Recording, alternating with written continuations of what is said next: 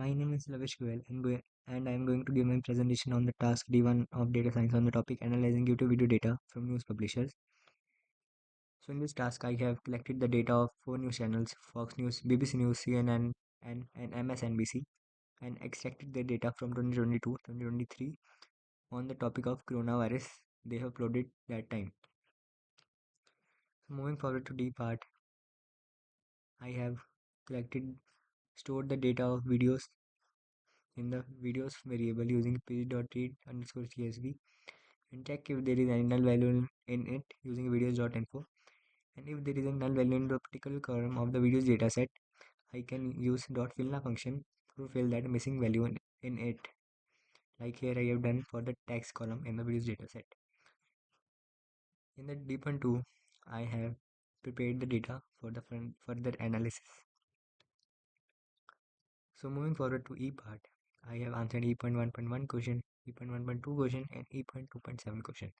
So firstly, E.1.1 question, they are saying to compare the distribution of the number of views, likes, comments for the videos and use visualization to display the output in the histogram format and use kernel density function for the smooth curve and properly label the graph. So I have used pandas, matplotlib and seaborn libraries of Python to answer my question. Like firstly, I have uh, stored the videos dataset into videos variable and lower is the name of the column using videos.column is equal to c.lower function for c in videos.column, like it will lowercase the name of the column of the videos dataset, so it will easy to access that column.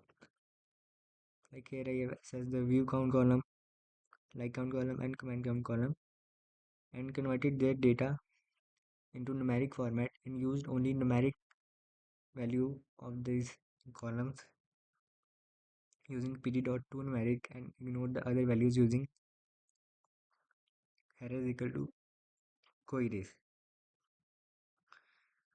Further, for the graph, 3 graphs, I have made the canvas using plt.figure, big size of 18,005 column canvas.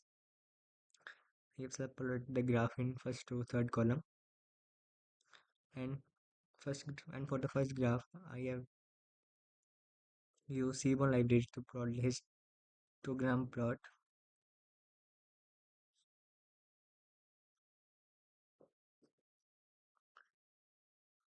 Like here I have taken view count data, and for the second graph I have taken like count data, and for the third graph I have taken comment count data, and interval should be 30, and smooth graph kd is equal to 2. That means it will show the smooth curve in the graph, and color will be sky blue, light green and salmon.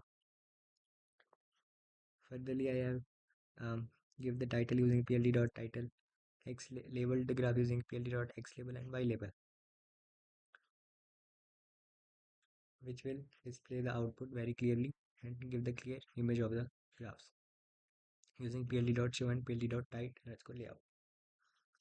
So as you can see, running the code, we get three graphs output, first showing distribution of views, distribution of likes, second, and distribution of comments. After analyzing the data, I have two observations, which is saying that views are always higher than like or comments. Like people have watched the videos more than liking or commenting on it.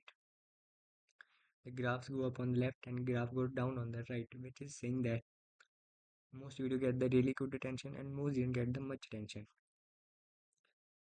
So this was my E.1.1 answer of the question. Moving forward, the E.1.2 question, they are saying to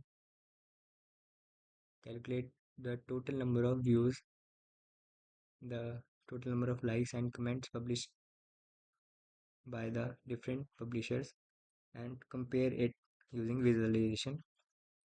So to answer this question, I have used pandas, matplotlib and seaborn libraries, and firstly store the data in videos variable and lowercase the columns and use numeric values in these 3 columns like I've done previously in the question, and making the new variable to group by the channel name and its view, like, and comment count, and making the sum of it using dot sum, and it will give the exact sum of the views, likes, and comment for the particular channel using group by function and dot sum function. And furtherly, to plot the graph, I have again made the canvas of 15 rows and 4 columns, and subplotted my first graph in the first row, third column, and first graph of it uh, using seaborn function to plot the bar graph, and use the data from the totals variable, which was grouped by and sum of the each channel of like and view count. X-axis will show the channel title, Y-axis will show the view count. Similarly, for the second graph, it will show the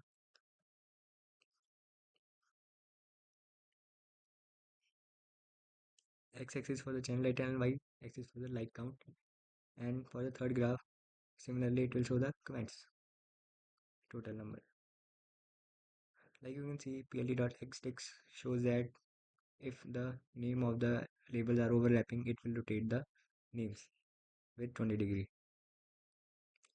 So after plotting the graph and labeling it using matplotlib function and cbond plot the graph, it will use pld.show to display the output.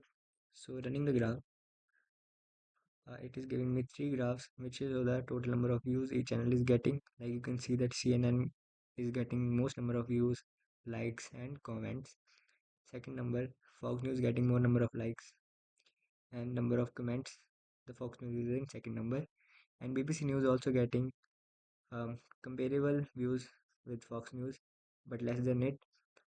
Also for the likes, BBC News getting the third number, and comments are similar to MSNBC, but the least activity is shown by the MSNBC as it is lower at the every scenario. So this was my observation from that second question. So moving forward to the last question, E.2.7, they are saying to compare the average number of videos published per week by per week and the channels. So to answer this question, I have used Pandas library and Matplotlib to plot the graph, as Matplotlib and Seaborn are mainly visualization libraries. Firstly, I have stored the dataset into videos variable and lowercase the column, like previously I've done in the last two questions, and used the published at column of the videos dataset and converted and used only the daytime values in it of the published at column and ignore the other type of values in that column. So further, I have made a new column of week in videos dataset, which will use the uh, data of published at column and give the value of year and week of that particular year, and give the data according to that year and the week of that year. So moving forward, I have made the new variable weekly underscore video, which will group by the uh, channel title and week column and their size.